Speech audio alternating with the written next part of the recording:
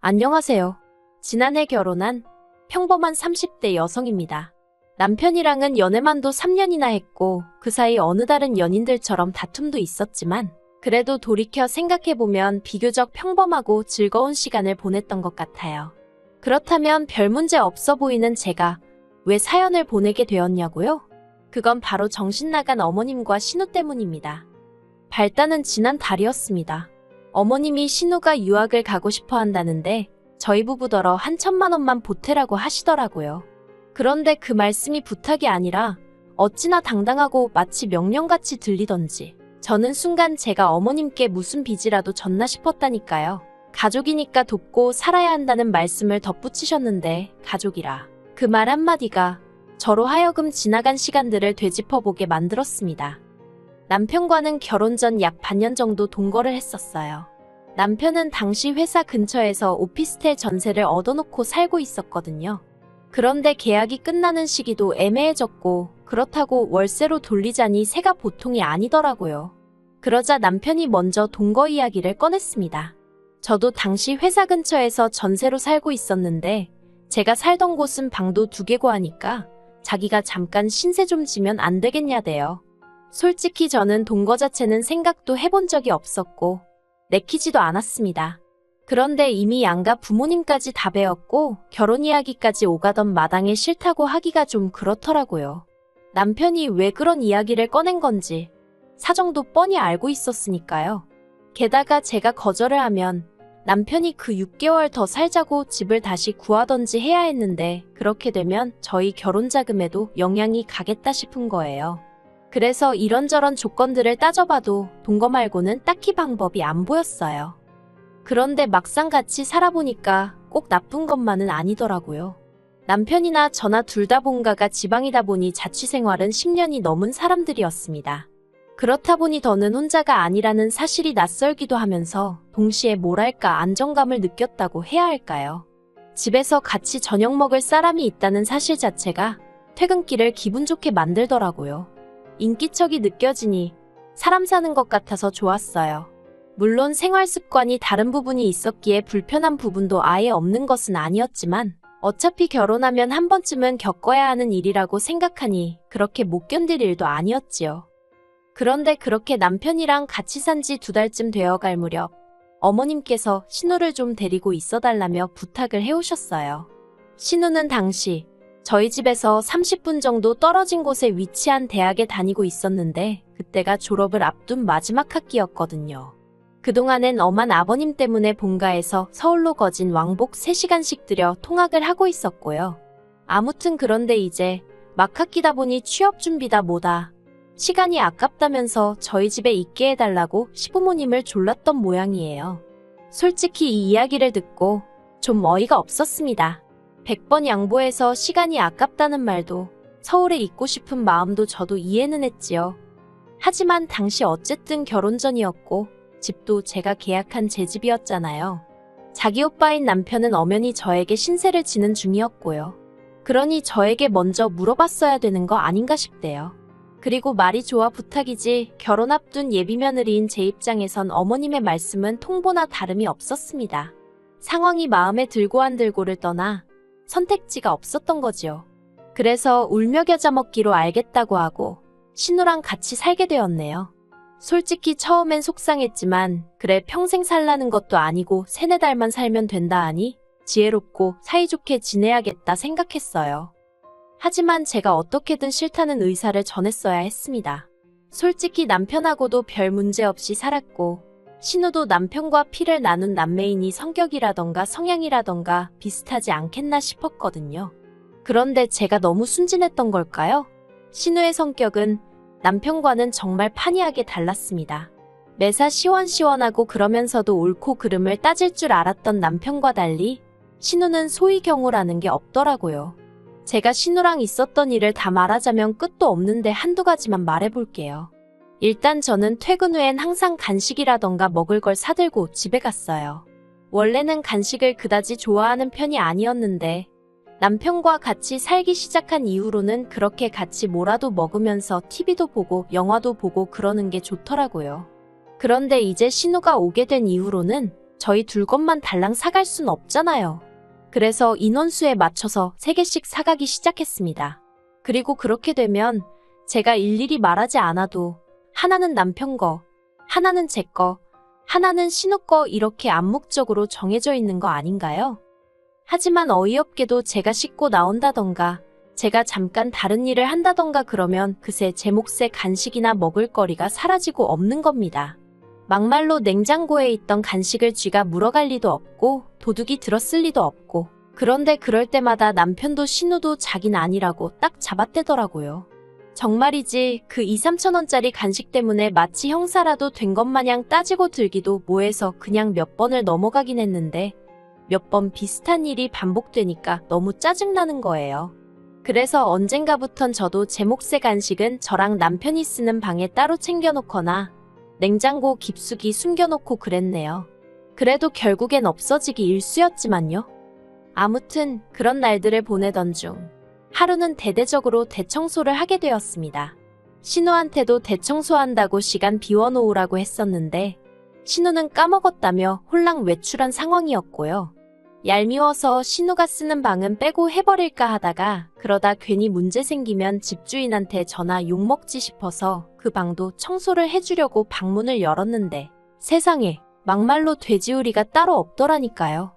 하루에 샤워도 2번씩 하고 화장을 하는 건지 그림을 그리는 건지 그렇게 공들여 화장도 하는 신우였는데 방은 아주 개판을 쳐놨더라고요. 그리고 그 상황에서 저를 더 황당하게 한 건 그간 없어졌던 간식들의 포장지나 비닐들이 다 신우방 침대 밑에서 나왔다는 거지요. 그 쓰레기를 다 끄집어내서는 거실을 청소 중이던 남편을 불러서 직접 한번 보라고 했어요. 남편이 한동안 말을 잇지 못하대요. 그리고 그뿐만이 아니었습니다.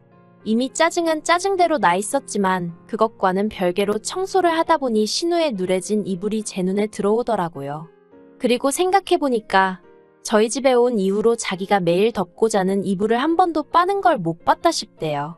남편더러 아가씨는 이런 게 찝찝하지도 않나 봐 어떻게 이래놓고 살지. 한마디 했더니 집에서는 어머니가 다 해주셨으니 그런 거 아니겠냐며 그래도 동생이랍시고 감싸더라고요. 그리고 한편 저는 저대로 좋은 마음으로 청소하는 김에 다 해주자 싶어가지고 이불을 들쳤더니 거기엔 또 생각지도 못한 물건이 있었습니다. 바로 제 옷들이었지요. 그동안 찾아도 없길래 내가 세탁소에 드라이라도 맡겨놓고 안 찾아왔나. 친정에 갖다 뒀나 하고 막연히 생각만 하고 있던 옷들이 거기 다 있더라니까요. 같이 이불을 끄집어내던 남편도 신우 침대 위에 아무렇게나 포개진 제 옷을 보더니 한숨을 푹 내쉬대요. 그리고는 잠시 저를 쳐다보더니 그대로 신우한테 전화를 하러 가더라고요. 저는 저대로 어이가 없어가지고 남편을 말려야겠다 뭐 그런 생각도 못했습니다. 그리고 1~2시간이나 지났을까? 신우가 집에 들어왔어요. 그런데 저는 솔직히 신우가 꽤나 기죽어서 들어오지 않을까 싶었거든요. 그런데 이게 웬걸. 자기가 뭘 잘했다고 아주 기세등등해서 들어오대요. 그리고는 저더러 한다는 말이 방주인도 없는데 방문을 열어보는 게 어딨냐면서 저더러 매너가 없다고 아주 발악을 하는 거예요. 방구 낀 놈이 성낸다고 해야 하나? 황당해서 제가 신우더러 아가씨는 할 말이 지금 그거밖에 없어요? 그동안 내 간식이랑 그런 거 아가씨가 다 갖다 먹은 거 맞죠?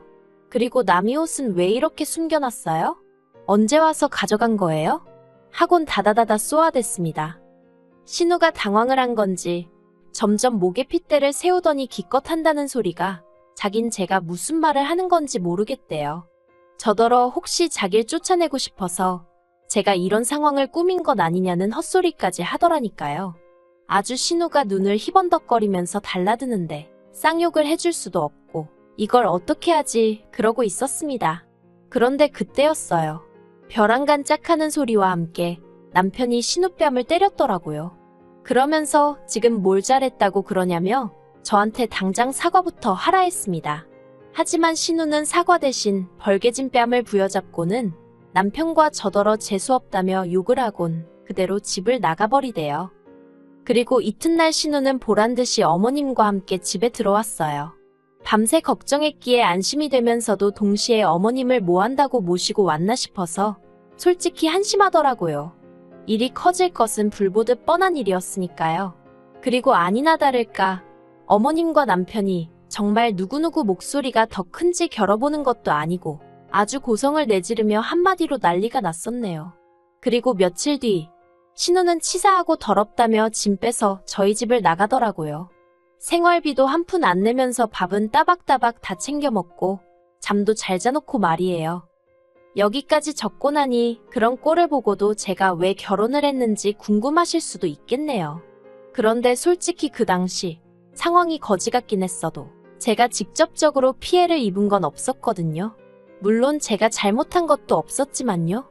아무튼 그래서 당시엔 생각하기를 어머님 아버님과 같이 살 것도 아니고 신우랑도 매번 마주칠 것도 아닌데 남편만 괜찮으면 됐다고 단순하게 생각을 했어요. 그리고 그런 면에선 앞으로도 시댁 식구들 대 저로 무슨 일이라도 생기면 남편이 제 편을 들어주겠다는 그런 확신을 갖게 되었거든요. 그래서 이 사람이면 믿고 살아도 되겠다 싶어서 결혼은 계획대로 진행하게 된 거지요. 하지만 막상식을 올리고 나니 시자는 시자구나 싶대요. 신혼여행에서 다녀오고 얼마 되지 않아서 아버님 생신이었거든요. 남편과 함께 선물을 사들고 시댁을 찾았습니다. 그런데 현관문을 열어주시는 어머님 표정이 무척이나 어둡더라고요. 그래서 제가 남편에게 귓속말로 혹시 무슨 일이 있었냐고 물으니 남편도 영문을 모르겠다는 눈치였지요. 하지만 집 안으로 들어서자마자 어머님이 저에게 앞치마를 거의 집어던지다시피 주시면서 아버님 생신인데 점심때 딱 맞춰오는 며느리가 세상 천지에 어딨냐 화를 내시대요. 제가 당황해서 그게 무슨 말씀이시냐, 1시에 식사하자고 하지 않으셨냐, 그래서 지금 왔다고 대답했습니다. 그때 시계는 12시 40분을 막 지나고 있었거든요.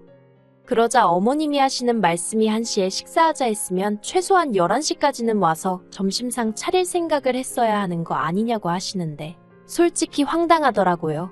남편과 결혼했다는 이유 하나로 남편도 챙기지 않는 아버님 생신상을 제가 차려야 하는 건지 그리고 그걸로 욕을 먹어야 하는 건지 어느 것 하나 제대로 납득이 되질 않았으니까요. 게다가 집에는 신우도 있었는데 신우는 거실에서 아버님과 TV를 보고 있었습니다. 그렇게 아버님 생신상이 중요한 일이었다면 신우랑 어머님이 하실 수도 있는 거 아닌가 싶대요. 어머님께 욕을 먹는 내내 이 집안에서 난 뭐지? 하는 생각만 들고 피곤하더라고요. 솔직히 마음 같아선 아버님 생신이고 뭐고 다 집어치고 당장이라도 자리를 박차고 그 집에서 나오고 싶었지요. 하지만 이제 막 시집온 며느리가 그런 생각을 행동으로 옮길 만한 패기는 없었어요. 할 수 있는 일이라곤 그저 밥이 코로 들어가는지 입으로 들어가는지도 모르게 밀어넣고 준비해간 선물 건네드리고 불이 나게 서울로 올라오는 것뿐이었달까요. 그리고 지난 연말에는 남편과 제가 2박 3일로 여행을 다녀왔거든요. 그런데 그때 신우가 저희 집이 비니까 저희 집에서 자기 친구들하고 파티를 하면 안 되겠냐고 또 어머님께 물어본 모양이에요. 네, 이번에도 저나 남편이 아닌 어머님한테 먼저 허락을 구했더라고요. 그리고 어머님은 그런 신우에게 그러라고 허락을 하셨다면서 저희 현관 비밀번호를 물어보셨습니다. 하지만 일전에 당한 바가 있으니 같은 실수를 2번 할 수는 없잖아요. 그래서 안 된다고 딱 잘라 거절을 했네요. 그러자 신우가 어머님과 저희 남편에게 서운하네 어쩌네 아주 난리를 친 모양이에요. 오죽했으면 어머님이 저희 부부를 소환해 하나밖에 없는 신우이라면 잘해주라고 여러 번 당부까지 하셨을까요? 그리고 그런 일들이 몇 번이고 반복되는 와중에 학비를 보태주란 소리가 나온 겁니다. 제가 도와주고 싶을 리가 없지요. 그래서 엊그제 어머님께 학비는 못 보태준다고 말씀드렸어요. 그랬더니 어머님이 지나간 온갖 옛날 일들을 다 끄집어내서는 저더러 마음 씀씀이가 작다 야박하다 그러니 신우가 너를 불편해하는 거다. 별의별 안 해도 되는 소리까지 다 하시더라고요. 그래도 결국엔 어른한테 이런 표현은 쓰고 싶지 않지만 저는 어머님이 스스로 당신 발등을 찍으셨다 생각합니다. 어머님이 아무 말이나 막 하신 덕분에 저는 신우는 물론이고 앞으로 시댁 누구에게도 돈 한 푼 쓰지 않겠다는 마음을 갖게 되었으니까요. 솔직히 어머님은 말끝마다 가족이니까 하시지만 제가 정말 이 집에서 가족이 맞나 싶어요. 명절이고 뭐고 모였다 하면 남들이 하기 싫은 일이 제가 할 도리이고 남들이 모른 채 하는 일이 제가 알아서 먼저 챙겨야 하는 일이고 그러면서도 누구 하나 저는 어떤 사람인지 뭘 좋아하는지 묻지도 알아보려고 하지도 않았거든요. 저에 대해서 아무것도 모르고 관심도 없으면서 가족을 운운한다. 솔직히 너무 가식적이지 않나요? 정말이지.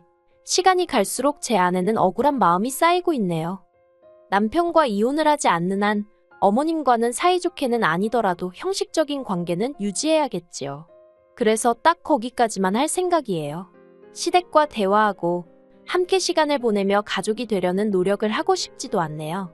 신혼의 초창기 때는 그래도 어떻게든 인정받고 싶은 욕심이라도 있었지만 만날 때마다 영혼이 털리는 마당에 이젠 인정 같은 거 안 받아도 되고 차라리 모른 채 해주셨으면 좋겠다 싶어요. 남편도 이런 상황을 잘 알고는 있지만 한다는 말이 자기가 달리 해줄 수 있는 것이 없다며 딱따구리 마냥 미안하단 소리만 합니다. 그런 남편을 탓하자는 건 아니에요. 솔직히 남편 말대로 남편도 그렇고 저도 그렇고 뭐라도 달리 할 수 있는 일이 없거든요. 더 까놓고 말하자면 하고 싶지도 않고요. 그저 앞으로도 시댁과는 이 정도의 거리를 유지하며 살 생각입니다. 그게 남편이나 제가 저희 가정을 지키는 길이 될 것 같으니까요.